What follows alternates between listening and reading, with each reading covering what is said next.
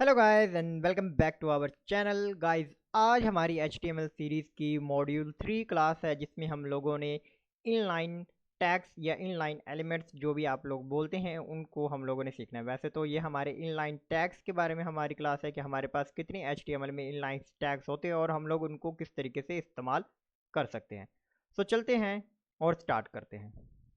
तो यहाँ पर मैंने अपनी स्लाइड में उन तमाम इनलाइन एलिमेंट्स को जो है इन लिस्ट किया हुआ है जिनको हम HTML में इस्तेमाल करते हैं। लेकिन हम लोग इतने ज़्यादा HTML में इस्तेमाल कर नहीं रहे होते। बस मैंने आप लोगों को देने के लिए और आप लोगों को दिखाने के लिए ये सारे के सारे टैग्स यहाँ पर इनलिस्ट किए और उन सभी के जो मीन्स और जो फंक्शंस है और जो उनके यूज़ है वो यहाँ पर साइड पर आप लोगों को देखने को मिल सकती है। आप लोग इनको यहीं पर ही वीडियो को पोस्ट करके इन सभी टैग्स के जो मीन और यूज़ है उनको प्लीज़ रीड करें और कमेंट सेक्शन में आप लोगों ने ज़रूर से ये बात बतानी है कि हाँ, हम लोगों ने सारे के सारे जो टैग्स थे उनको रीड कर लिया है।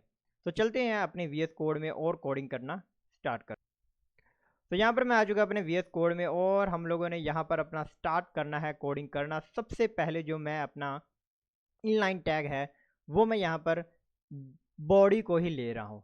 जी हाँ, हमारी बॉडी एक इनलाइन एलिमेंट ही होती है। जैसे यहाँ पर मैं लिखूँ हेलो, तो यहाँ पर अगर हम लोग जाएंगे तो हम लोगों को एक हेलो देखने को मिलेगा। लेकिन अगर मैं यहाँ पर इंस्पेक्ट करके इसको होवर करता हूँ तो ये हमारा ब्लॉक में इसको शो ज़रूर करेगा।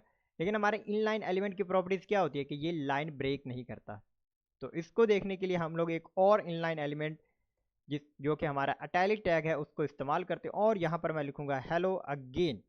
तो आप देखेंगे कि दोनों ही एक ही लाइन के अंदर आ चुके हैं। तो इट्स मीन कि हमारा जो बॉडी टैग होता है वो भी हमारा एक इनलाइन एलिमेंट ही है और हमारा जो अटैलिक टैग है ये भी हमारा एक इनलाइन एलिमेंट है। ये हमारे टैग को कुछ अटैलिक बनाने के लिए होता है।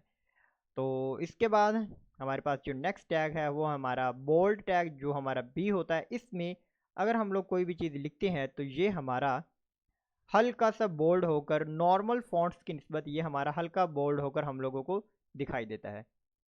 देन इसके बाद हमारे पास आ जाता है स्ट्रॉन्ग टैग। ये भी हमारा हमारे टेक्स्ट को कुछ बोल्ड करके दिखा देता है। लेकिन ये दोनों ही एक तरीके के होते हैं, यानी कि अगर आप लोग बी टैग का इस्तेमाल कर रही हैं या स्ट्रॉन्ग टैग का इस्तेमाल कर रहे हैं तो दोनों का रिजल्ट सेम होगा।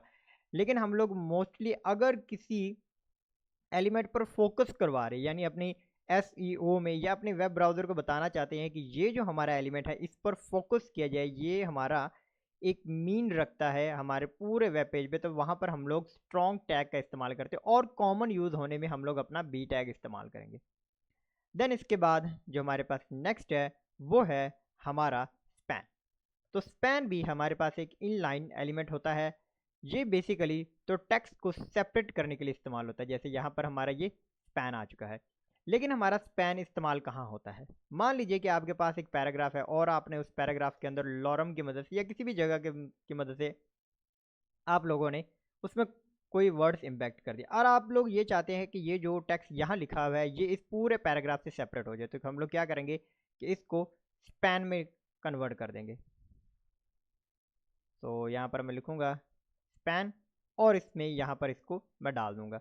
तो अब अगर हम लोग अपने पैराग्राफ जो कि हमारा एक ब्लॉग एलिमेंट है इसमें जाएं और होवर करें तो हम लोगों को सारा का सारा पैराग्राफ एक ब्लॉक एलिमेंट में ही शो होगा। लेकिन जब हम लोग उस खास वर्ड पर होवर करेंगे कर्सर की मदद से तो ये हमारा एक इनलाइन एलिमेंट यानी एक सेपरेट एलिमेंट जो होता है वो विजिबल होगा। और हम लोग इस सेपरेट एलिमेंट पर अलग अलग प्रॉपर्टीज़ जो होती है स्पैन की वो भी अप्लाई कर सकते हैं। जैसे कि मैं यहाँ पर टेक्स्ट एरिया और स्पैन की और कौन कौन सी प्रॉपर्टीज़ हो सकती है, यहाँ पर हमारे पास काफ़ी सारी प्रॉपर्टीज़ है, यहाँ पर आप लोग देख सकते हैं। लेकिन हम लोग इन प्रॉपर्टीज़ को बाद में देखेंगे। अभी के लिए हमारे क्योंकि इनलाइन एलिमेंट्स की क्लास है तो हम लोग सिर्फ इसको देखते हैं। अब हमारे पास जो नेक्स्ट है वो हमारे पास BR। मान लीजिए कि आप लोगों के पास एक पैराग्राफ है और आप लोग ये चाहते हैं कि यहाँ पर कुछ लाइनों के बाद हमारी लाइन जो है वो ब्रेक हो जाए। तो वहाँ उसके लिए हम लोग एक टैग का इस्तेमाल करते हैं जो कि है हमारा BR। BR एक सिंगल टैग होता है। हम लोग डबल टैग और सिंगल टैग्स के बारे में पहले देख चुके हैं। हमारा जो बी आर होता है ये क्या करता है, लाइन ब्रेक करता है, यानी कि बी आर से पहले जो लाइन होगी वो हमारे पास वैसे की वैसी रह जाएगी और बी आर के बाद जो लाइन्स होगी वो ब्रेक हो जाएगी। इसको देखते हैं कुछ यहाँ पर। हम लोग इसको इंस्पेक्ट ख़त्म करते हैं और इसको थोड़ा सा छोटा करते हैं ताकि हम लोगों को बी आर के रिफ्लेक्ट देखने को मिले। तो यहाँ तक हमारा लॉरम का पहला पार्ट आ जाए तो, और इससे आगे हमारा बी आर है और बी आर के बाद ये हमारा टैक्स आ गया। इसके बाद हमारे पास जो नेक्स्ट टैग है वो है हमारा मार्क टैग, और ये HTML5 का लेटेस्ट टैग है। इसमें अगर आप लोग कोई भी चीज़ लिखते हैं जैसे दिस इज़ अ मार्क, तो ये क्या हो जाता है, ये टैग इस टेक्स्ट को हाईलाइट कर देगा। तो आप लोग देखेंगे कि ये हमारा टेक्स्ट हाईलाइट करके हम लोगों को विजिबल हो रहा है। ये टेक्स्ट बहुत ही ज़्यादा यूज़ होता है जब हम लोग कोई आर्टिकल लिख रहे होते हैं, और आर्टिकल राइटिंग में ये हमारे पास काफ़ी मदद भी करता है। देन इसके बाद हमारे पास कुछ कॉमन टैग है जिनमें हमारे सबस्क्रिप्ट या जिसको हम लोग सब टैग भी बोलते हैं, इसमें लिखे जाने वाला जो एलिमेंट्स होता है वो हमारा कुछ नॉर्मल टेक्स्ट से नीचे की तरफ झुका हुआ मिलता है, कुछ यहाँ पर जैसे आप देख रहे हैं। अब इसको देखने के लिए सबसे पहले तो हम लोग बी आर पर लगा देंगे क्योंकि ये हमारा इनलाइन टैग है। तो ये एक लाइन के बाद जो होता है हमारे पास अपने अगले एलिमेंट्स को भी दिखाएगा। तो हमें लाइन ब्रेक करनी है। जैसे हम लोग लाइन ब्रेक करेंगे तो हमारा 2 नीचे आ जाएगा। अब हम लोग क्या कर सकते हैं कि इस सब स्क्रिप्ट के पहले हम लोग यहाँ पर एक एच और इसके बाद हम लोग एक ओ लगा देते हैं और इसको सेव करते हैं। तो यहाँ पर अगर हम लोग देखेंगे तो ये हमारा फॉर्मूला टाइप जो होता है वो प्रिंट हो जाएगा। और ये हमारा क्या है, जो बी इसमें जो 2 लिखा हुआ है ये हमारा कुछ नीचे करके आ जाता है। इसके बाद हमारे पास जो अगला नेक्स्ट है वो है हमारा सुपरस्क्रिप्ट। यहाँ पर मैं सबसे पहले एक बी आर लगा देता हूँ ताकि ये भी हमारा नीचे आए। तो यहाँ पर मैं एस यू पी सुप लिखूँगा और इसमें जो भी चीज़ हम लोग लिख रहे होते हैं वो ऊपर आ जाती है। तो इसको दिखाने के लिए मैं यहाँ पर अगर लिखूँ ए प्लस बी, जैसे हम लोगों ने पढ़ा था कभी ए प्लस बी का होल स्क्वायर, तो यहाँ पर मैं जैसे 2 लिखूँगा तो ये जो 2 होगा ये मेरा ए प्लस बी के ऊपर आ जाएगा। तो आप लोगों को दिखाते हैं कुछ इस तरीके से। तो यहाँ तक आप लोगों को उम्मीद है समझ आई होगी। अब नेक्स्ट हम लोग इन टैग्स के बाद अपने नेक्स्ट टैग्स को स्टार्ट करते हैं। अब इसके बाद जो हमारा नेक्स्ट टैग है वो हमारे पास अगेन एक सिंगल टैग है जो है हमारा H R. H R basically एक लाइन ब्रेकर होता है और ये एक कंप्लीट लाइन हम लोगों को दिखाता है यहाँ कुछ इस तरीके से। इसकी प्रॉपर्टीज़ होती है जैसे कि इसकी हिडन इसको करें तो ये हाइड हो जाएगा, और अगर हिडन हटा दें तो ये विजिबल हो जाएगा। उसके बाद जो इसकी विड्थ प्रॉपर्टी होती है, अगर मैं इसको 2 कर दूंगा, सेव करते हैं तो ये हमारा कुछ सिर्फ इतना सा रह जाएगा। यहाँ पर आप लोगों को विजिबल हो रहा होगा। इसको मैं 7 करता हूँ तो ये यहाँ पर आ जाएगा। मैं इसको जूम करता हूँ तो आप लोगों को दिखाई देगा यहाँ पर है हमारा। और अगर मैं इसकी हाइट जो है, हाइट प्रॉपर्टी, आई थिंक इसमें हाइट प्रॉपर्टी नहीं होती, सिर्फ विड्थ प्रॉपर्टी होती है। तो यहाँ पर हमारा ये आ गया। इसको मैं 107 करूँ तो ये हमारा और बड़ा हो जाएगा, और अगर मैं इसको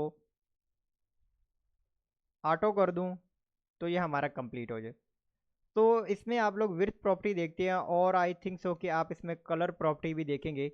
जैसे मैं यहाँ पर इसको कर दूँगा रेड, तो ये हमारा रेड लाइन के अंदर आ जाएगा।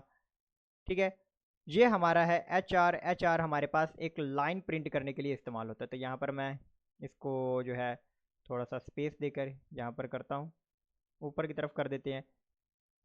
H R is use for print line.